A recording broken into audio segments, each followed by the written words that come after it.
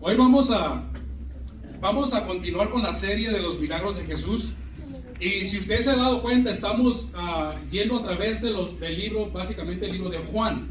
Hoy vamos a ver el cuarto milagro que Juan escribió en orden cronológico. No quiere decir que fue el cuarto milagro de Jesús. Para este tiempo, para el milagro de hoy, ya era el segundo año aproximadamente de que Jesús estaba haciendo milagros. Quiere decir de que ya había hecho infinidad de ellos.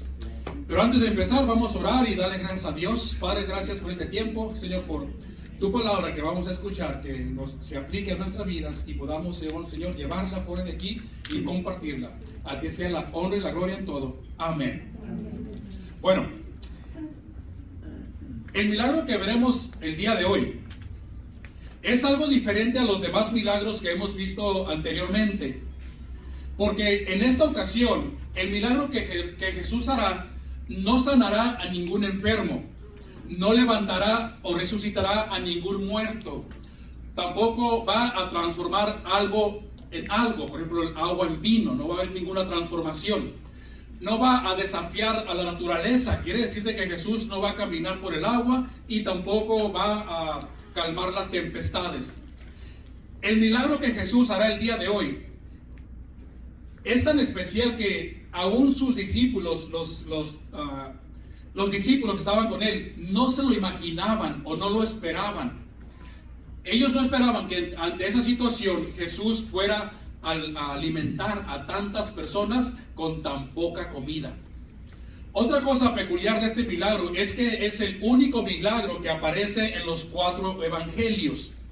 Así que es una ventaja para cuando uno está preparando el mensaje, ya que puedes tomar información de cada uno de ellos y así armar el mensaje o presentar el mensaje un poquito más lleno, podríamos decir.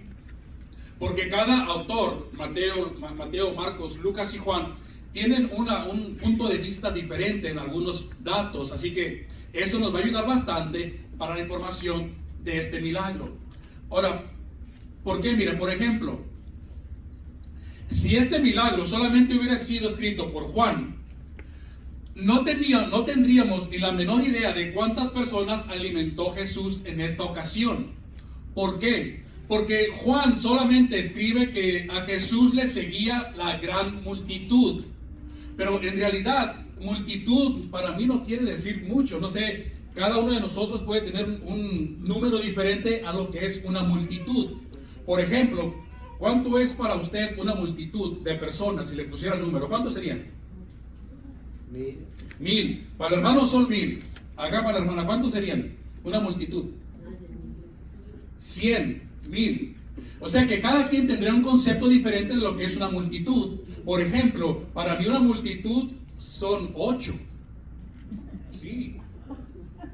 Mire, cuando mis hijos y los nietos van a la casa, no, hombre, dejan todo como si hubiera pasado. Hay una multitud de personas, ¿sí? Dejan todos patas para arriba. Entonces, para mí multitud ya son 8. Hermanos, y bueno, me agarro yo porque ya viene otro más, van a ser 9. Quiere decir que viene la gran multitud, ¿verdad? Una gran tribulación ya con 9. Pero cada quien tiene un aspecto diferente, pero gracias a que fue escrito también por los demás evangelistas, nos podemos dar cuenta de cuántas personas eran. Por ejemplo, Lucas dice, y eran como 5,000. Entonces ya vamos formando, ¿verdad?, la multitud. Pero si 5,000 personas se le hacen mucho, espérese porque aún hay más. Porque Mateo dice, y los que comieron fueron como 5,000 hombres, sin contar ¿qué? Las mujeres y los niños. Hermano, y hay niños que comen como si fueran adultos, ¿verdad? Lo único que tienen de niño es la cara, pero el estómago y la panza la tienen y comen de más. Pero entonces, si hiciéramos algo así un aproximado conservativo de cuántas personas había, podríamos decir que por cada hombre había una mujer. Van 10,000. Y por cada familia, cada hombre y cada mujer había, vamos a conservativo, no son mexicanos, son judíos, un niño. Entonces ponemos un niño nomás para bajito el número. ¿Cuánto llevamos ya? Ya vamos 15,000 personas. Quiere decir que el título que aparece en su Biblia, la alimentación de los 5,000, realmente queda corto. Porque fueron 15,000, 20,000, depende de cuánta familia han tenido, personas las que alimentó Jesús ese día. Ahora mire, lo grandioso del mensaje, no se me vaya a confundir, por favor. Lo grandioso y lo maravilloso del milagro no está en la cantidad de personas que Jesús alimentó, ¿okay? No se confunda, sino en lo poco que tenía para alimentar las personas. Porque bien pudieron haber sido 100 personas, pero alimentar 100 personas con 5 panes y 2 peces es que imposible. Entonces, no se enfoque en la cantidad de personas, sino en lo que Jesús va a hacer con lo poco que tiene. Ese es el asunto. Ahora, no sé si usted en el pasado ha escuchado mensajes referentes a este milagro. En Juan 6, o sea, pastores que lo predican, predicadores, no sé de todo. Bueno, mire, estuve escuchando algunos y la mayoría de ellos enfocan el mensaje a qué creen. ¿Cuál es el enfoque que le dan al milagro? A los diezmos, a las ofrendas, a dar para recibir, a sembrar para cosechar. Es más, escuché a un pastor muy conocido, quizás por alguno de ustedes, que dijo: a la medida con que des, serás medido, aplicándolo a este mensaje. Y yo dije, bueno, caray, eso lo dijo Jesús en Mateo 7, pero no se refería al dinero y las ofrendas. Jesús estaba hablando de ¿qué? De juzgar a las personas. Entonces, me pongo a pensar, ¿será que realmente Jesús hizo este milagro para que el día de hoy en las iglesias predicaran que usted tiene que dar más? ¿O ofrendar más? ¿O poner lo que tiene y traérselo al Señor? O sea, en cuestión, porque créame, empiezan con el pan y los pececillos y de repente terminan hablando de dinero. Entonces dije, ¿será ese el concepto, el enfoque que la palabra de Dios nos quiere dar? Yo creo que no, ¿verdad? Entonces, vamos a ver. Y por eso le pido también de que cuando usted escuche el mensaje nos analice. No importa o sea, no se guíe por es que lo estuvo predicando tal predicador o tal pastor. No se guíe por eso. Fíjese cómo lo aplican en la palabra que ellos están dando, ¿ok? Inclusive los míos, usted estúdielos y asegúrese de que esté todo conforme a la palabra de Dios. Pero veamos el pasaje por completo y vamos a tomar como base el Evangelio de Juan, aunque usted va a ver ahí pasajes de Marcos, pasaje de Lucas, pasaje de Mateos, pero todo se refiere a lo mismo, no se me vaya a confundir mucho, ¿ok? Entonces Juan empieza el milagro diciendo: después de esto Jesús fue al otro lado, al mar de Galilea, de Tiberias. Y vino y le seguía gran multitud. Bueno, ya vimos que la gran multitud es 15,000 personas más o menos, ¿verdad? Pero ¿por qué le seguían? ¿Usted por qué cree? ¿Por qué le seguían? Porque veían las señales que hacía con los enfermos. Entonces, o sea, le siguen no por lo que Jesús es, sino por lo que Jesús hace. Ellos habían visto o habían escuchado por ahí de que Jesús sanaba enfermos. Así que ahora la gran multitud lleva a sus enfermos a Jesús para ser sanados. A ellos lo único que les interesa es sáname a mi hijo, sáname a mi esposo, sáname a mí. No sé quién eres tú, pero vengo aquí por sanación. Es lo que nos dice aquí. Entonces, llegan multitud de personas. ¿Y qué hace Jesús? Bueno, Él les recibió y les hablaba del reino de Dios y sanaba a los que necesitaban ser curados. Entonces, Jesús primero compartía el mensaje y después lo sanaba, ¿verdad? Primero, escuchen, porque el oír viene por el oír.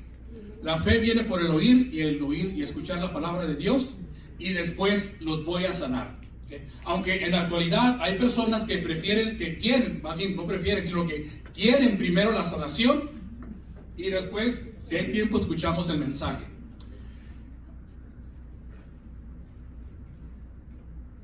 Entonces Juan, ya se da cuenta que me estoy yendo con los 4 evangelios, ¿verdad? Pero más o menos lo puse en orden como iban apareciendo. Entonces subió Jesús a un monte y se sentó ahí con los discípulos. Bueno, imagínense a los discípulos tratando de poner orden en 15,000 personas. Todos ellos arrimándose, queriendo tocar a Jesús, queriendo estar cerca de Jesús, que Jesús haga algo con ellos. Imagínense a los apóstoles abrumados, fatigados. A ver, espérenme, hagan una línea por aquí los niños, por aquí las mujeres. A ver, ¿quién está más enfermo? Ustedes por acá, por favor. Imagínense todo eso. Por ejemplo, si ahorita yo les digo, bueno, ahorita más todavía no viene ese ejemplo, pero imagínense la fatiga que tenían los apóstoles al estar ahí rodeados de 15,000 personas queriendo estar cerca de Jesús. Y dice que era un trabajo realmente pesado y cansado, que ni tiempo para comer tenían. Fíjense, lo dice la palabra.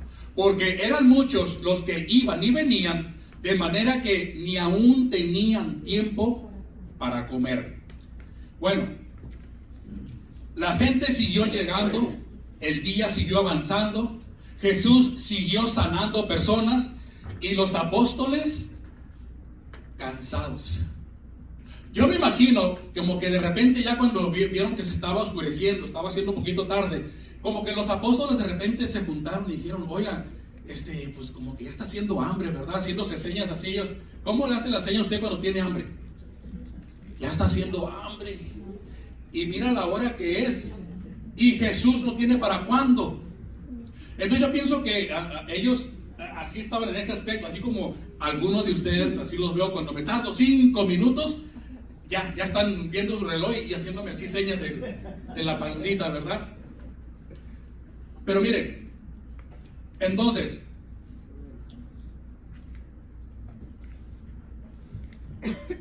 cuando anochecía, o sea, ya estaba el día más para allá que para acá, se acercaron a él los discípulos, o sea, por fin los discípulos se animaron a ir con Jesús. Y dice Jesús, oye, pues, mira, ya es tarde, ¿cómo está la cosa? El lugar es desierto y la hora ya es pasada, o sea, ya los comercios está todo cerrado.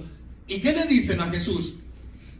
Despide a la multitud para que vayan por las aldeas y compren. ¿Qué tienen que comprar? De comer. Fíjense lo que hicieron los discípulos. Llegan con Jesús y le están dando una orden de cómo solucionar el problema. Ahora, no sé si los discípulos tenían la costumbre de despedir a la gente. O sea, la manera de ellos de solucionar problemas era despidiendo a las personas. Váyanse, váyanse, váyanse. O sea que no buscaban la manera de arreglar el problema, sino de alejarlo simplemente. Quizás muchos de nosotros tenemos esa costumbre. En vez de enfrentar el problema y arreglarlo, nos alejamos del problema o alejamos a la persona. Pero el problema aún queda vigente, no se aclara. Los apóstoles tenían esa costumbre.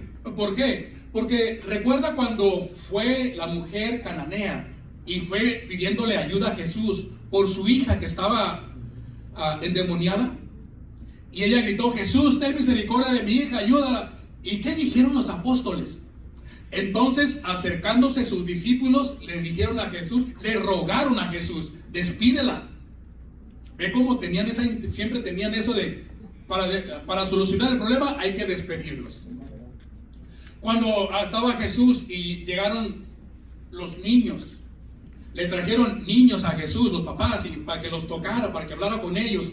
¿Cuál fue la reacción de los discípulos? O sea, queriéndolos quitar para que no llegaran a tocar, para que no molestaran, o no sé qué pensaban ellos. Y Jesús le dijo, no, dejar que se acerquen a mí, no me lo despidan, deje que se acerquen. Entonces, es lo que hacían ellos. La solución a su problema era despedir a las personas, alejándolos.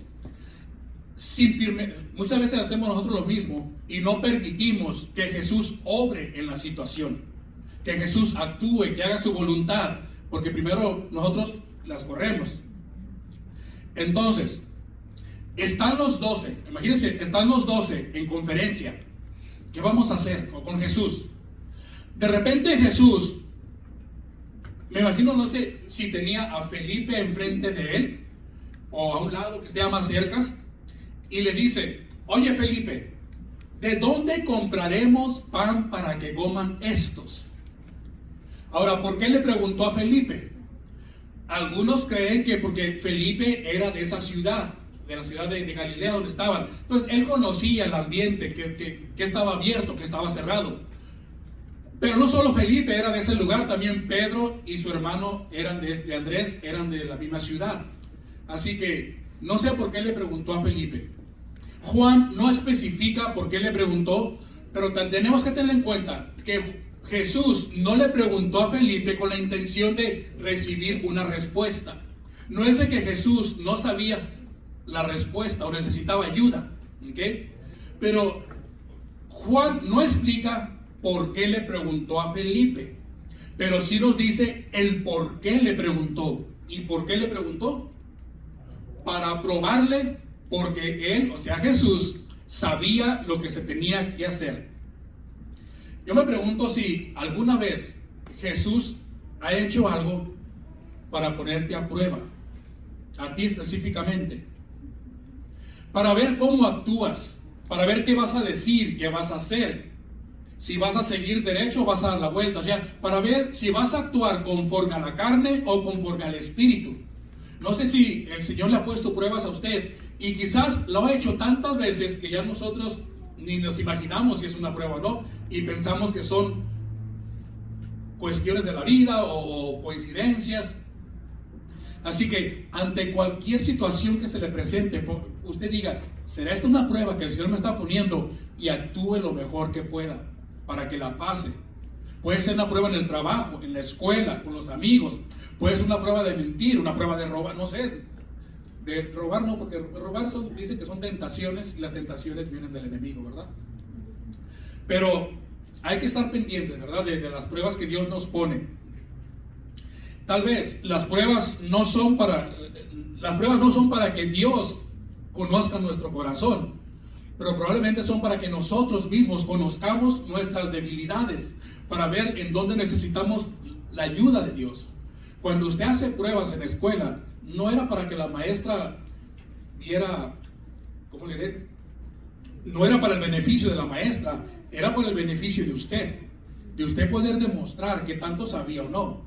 Lo mismo con las pruebas de Dios, el mismo concepto podríamos aplicar.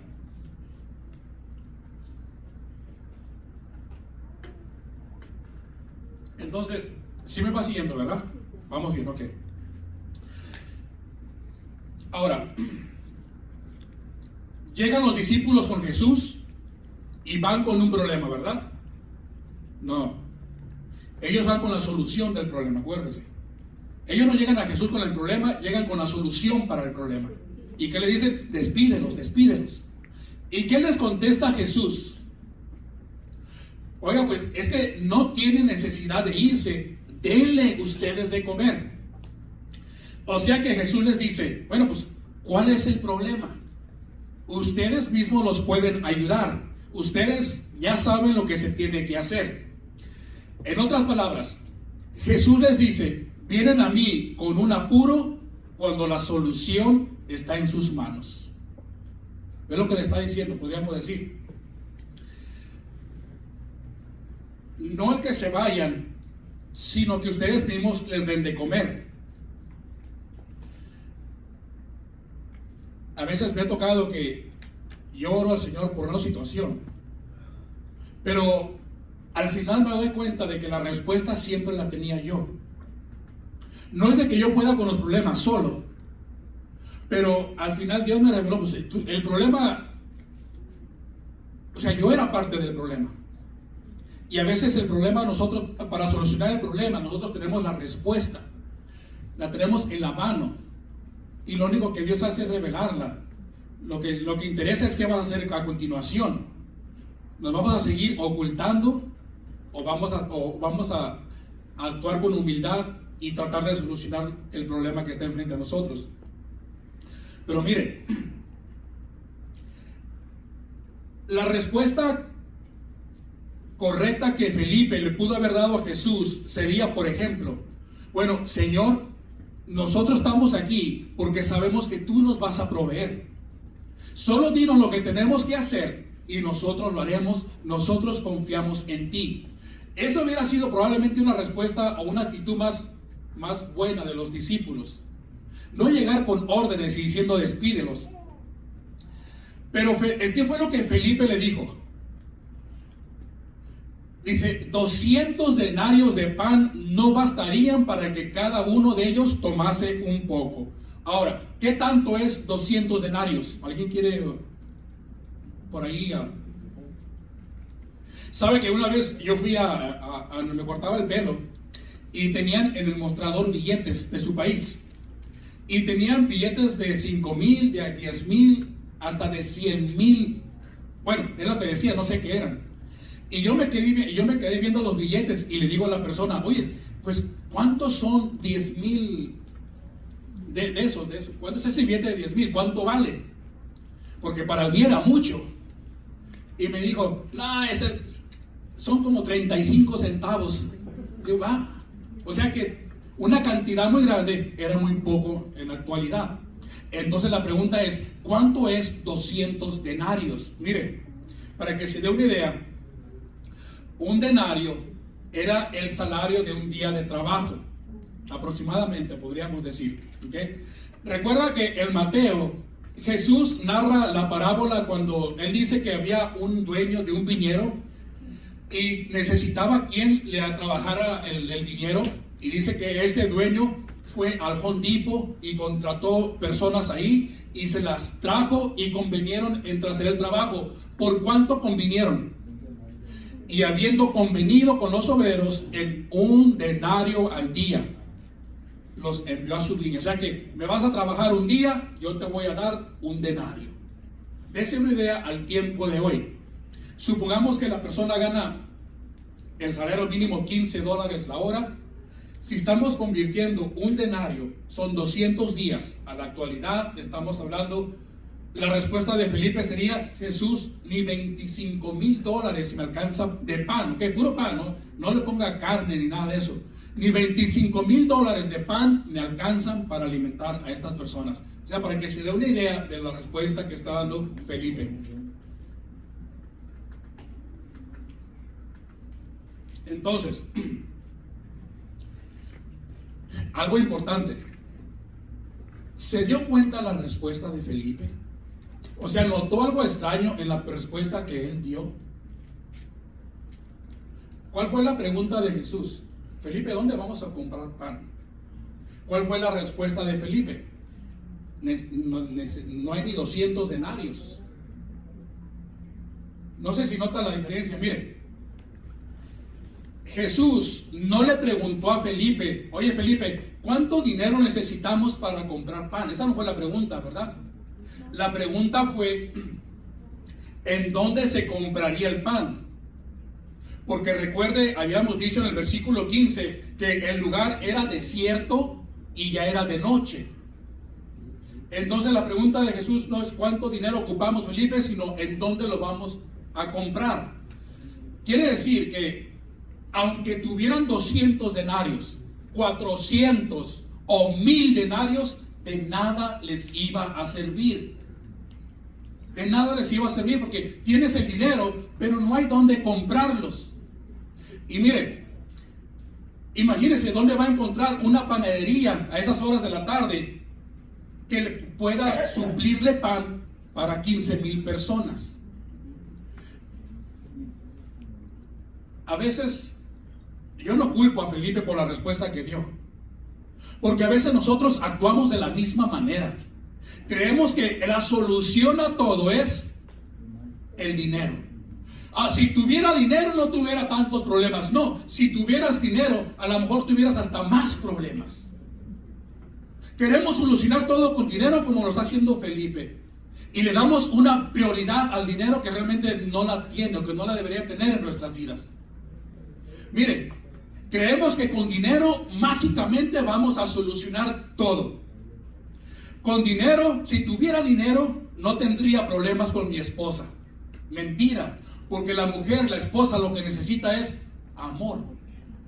Es que si yo tuviera dinero, pastor, no tuviera problema con mis hijos, no tuviera problemas con mis hijos. No, el problema lo tienes no por falta de dinero, sino por falta de tiempo con ellos. Porque en vez de aprovechar el tiempo y dedicárselo a ellos, llegas y te pones a ver televisión, te pones a hacer esto, aquello, y no les dedicas tiempo. Entonces no es falta de dinero, es falta de tiempo con los hijos. Es que si tuviera dinero yo tuviera más amigos. No, no te confundas. Ibas a tener holgazanes detrás de ti, quitándote lo que es tuyo. Como dice, chupándote nomás, ¿cómo se llaman esas que chupan la sangre? Sanguijuelas. Chupando. Se te acaba el dinero, se acaban los amigos. Entonces, la solución a los problemas, a las cosas de la vida, no es el dinero. Mire, ¿sabe que a veces cuidamos más lo que cuesta más? O sea, en relación, cuando compras algo, el tiempo que le inviertes, el cuidado que le das, está en relación con lo que te costó. Si te costó poco, pues dices, pues si lo echa a perder, me compro otro. Si te costó mucho, lo cuidas, lo limpias, lo proteges, lo esto y lo aquello. ¿Sabe que? Te voy a dar un consejo. Dice, cuida y valora aquello que con dinero no puedes comprar. Cuida y valora aquello que con dinero no vas a poder comprar. No importa cuánto dinero tengas en el banco, pero no lo vas a poder comprar. Mira, cuida tu salud, cuida tu relación matrimonial, cuida tu relación familiar, cuida las buenas amistades, aquellas que están contigo en las buenas y en las malas. Eso cuídalo, porque eso no se compran con dinero. Entonces, cuida todo aquello que tienes, no por dinero, pero que lo tienes por la gracia de Dios. Cuida todo lo que tienes, sea lo que sea. Es que lo conseguí por dinero. No, lo conseguiste por la gracia de Dios. Solo por Él es que lo tienes. Entonces, el problema que los apóstoles tenían, o por lo menos Felipe, es que ellos buscaban la solución en el dinero. Probablemente como muchos lo hacemos en la actualidad. Y no en Jesús. ¿Ok? Entonces Andrés es el hermano de Pedro y le dice a Jesús, estaba escuchando la conversación, ahí están los 12 apóstoles, y le dice a Jesús, mira Jesús, aquí está un muchacho que tiene 5 panes de cebada y 2 pececillos. Si Andrés se hubiera quedado callado ahí, hubiéramos dicho, wow, ese Andrés sí tiene fe, porque trajo 5 panes y 2 pececillos, y con eso es suficiente. Dice, Señor, esto es lo que tengo, esto es lo que hay, aquí está, mira. Pero Andresito no se pudo quedar callado y siguió hablando, y entre más hablaba, muchas veces, ¿qué es lo que pasa? La regamos, ¿verdad? O metemos las 4. Si Andrés se hubiera quedado callado ahí, está bien, pero siguió hablando. ¿Y qué dijo? Más, ¿qué es esto para tantos? Ay, Andrés, íbamos bien. Y dice, ¿y qué es esto para tantos? 5 panes.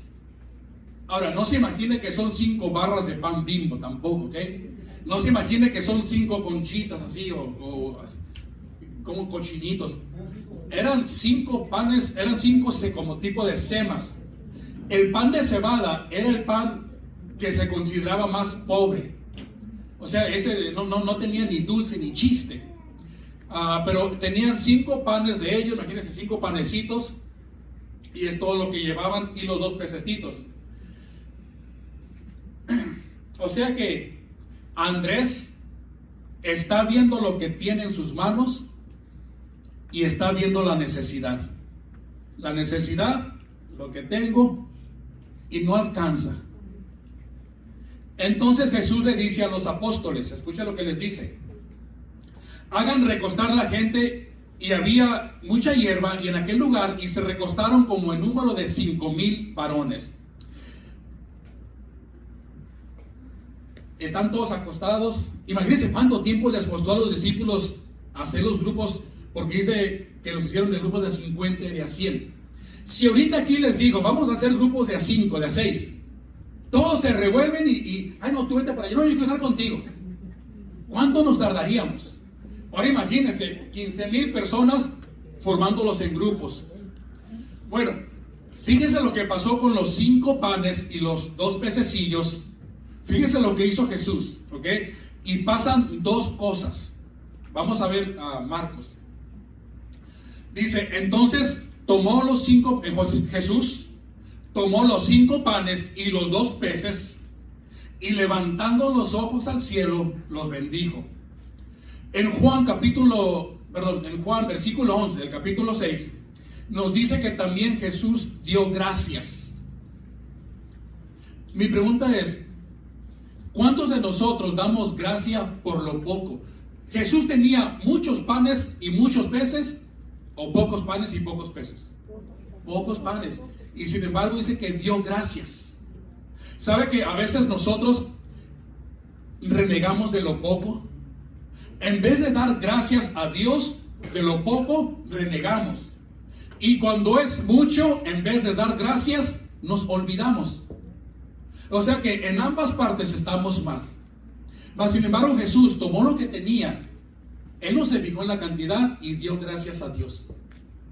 Yo creo que debemos de aprender a valorar lo que tenemos. No valores lo que tienes en cuestión monetaria. Valóralo como una bendición de Dios. Sea mucho, sea poco, y dale gracias a Dios por lo que tienes. Preséntaselo acá mañana, Señor, gracias por lo que me diste, gracias por el hogar, por los hijos, la familia, el carrito que tengo parqueado afuera, gracias por esto, por aquello. Ya vienen las Navidades, enseñen a sus hijos a dar gracias a Dios y no a Santa Claus. Mire,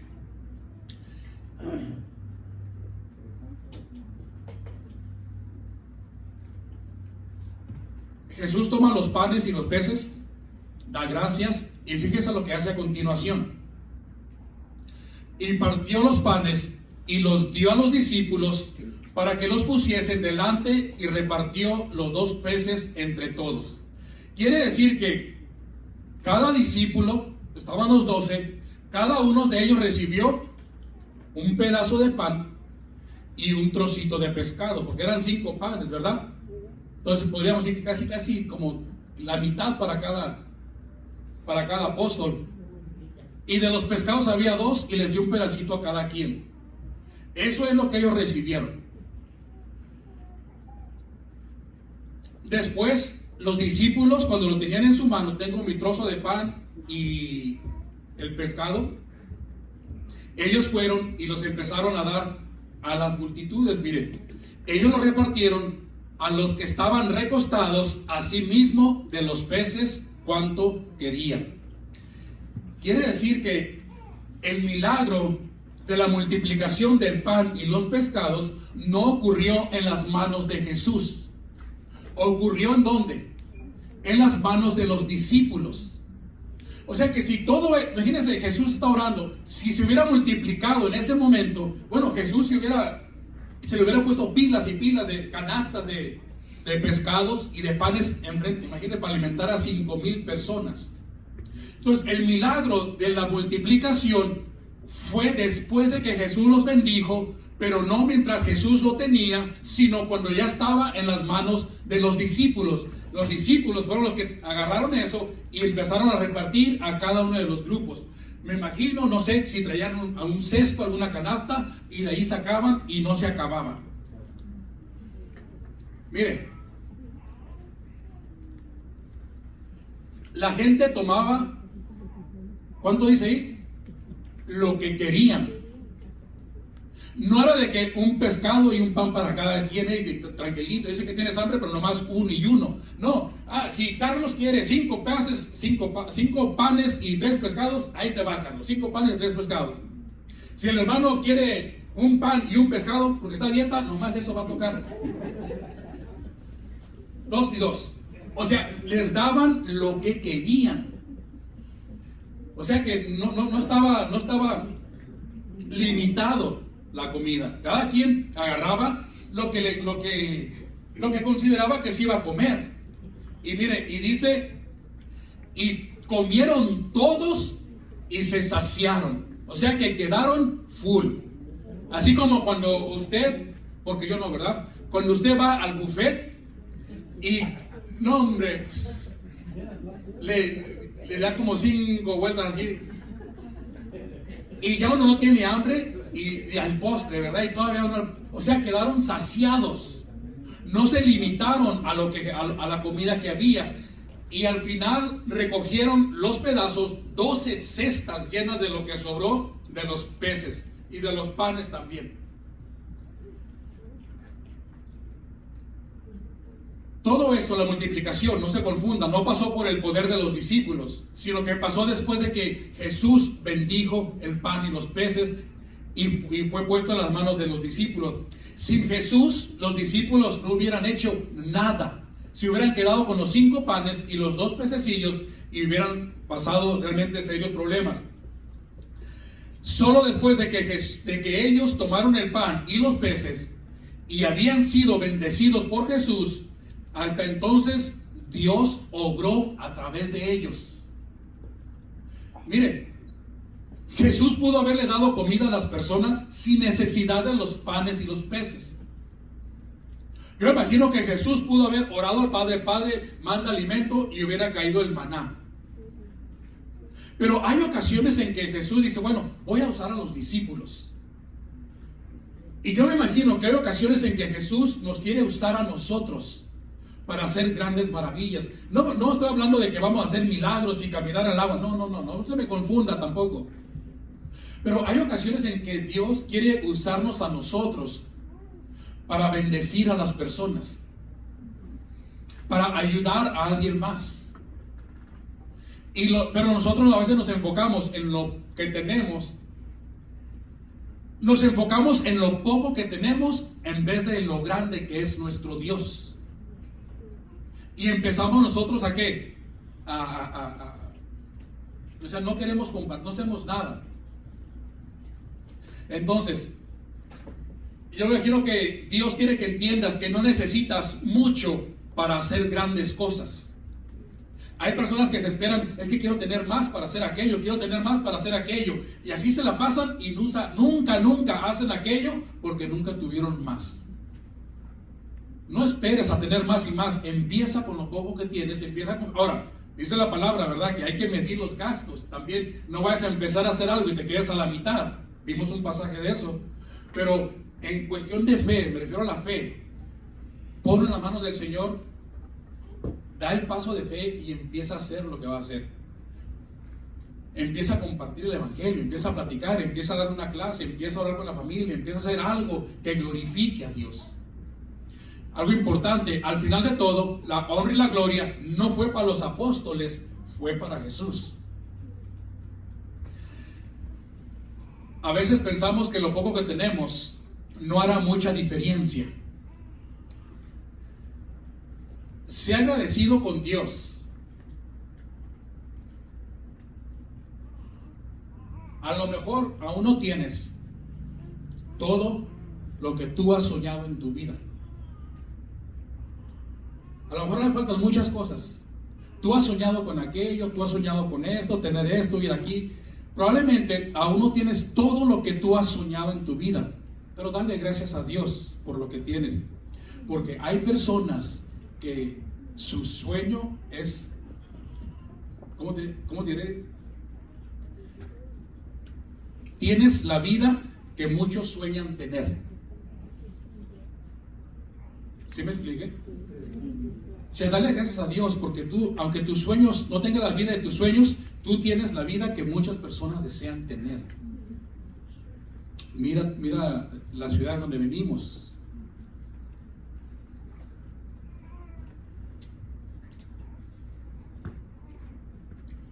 Aquellos hombres entonces, viendo la señal que Jesús había hecho, dijeron: este verdaderamente es el profeta que había de venir al mundo. Aparentemente creyeron en Jesús. Siga leyendo Juan capítulo 6 y cuando llegue al 66, Juan 6, 66, fíjese lo que pasó con estas personas que habían creído. A veces el creer en este aspecto que dicen creemos, no es suficiente. Hay que hacer. No solamente es creer, pero sino también vivir la vida, que se refleje lo que creemos. Por esta parte terminamos lo que es el milagro.